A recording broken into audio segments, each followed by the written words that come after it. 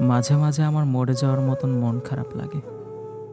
এই যেমন এখন হচ্ছে, চারপাশে এত হইচই, এত মুখ, মানুষ, কোলাহল, অথচ আমার ভেতর জুড়ে কি ভীষণ রকম মন খারাপের ভার।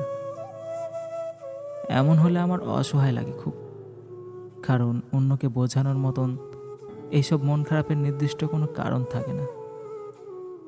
বুকের ভেতর কেবলই দীর্ঘশ্বাসের টান, কেবলই একা লাগার শূন্যতা। এই দীর্ঘশ্বাসের দৈর্ঘ্য কিংবা শূন্যতা তো ব্যাখ্যা করে বোঝানো যায় না। তাহলে আমি কিভাবে বোঝাবো ঠিক কতটুকু মন খারাপ হলে মরে যেতে ইচ্ছে করে মানুষের?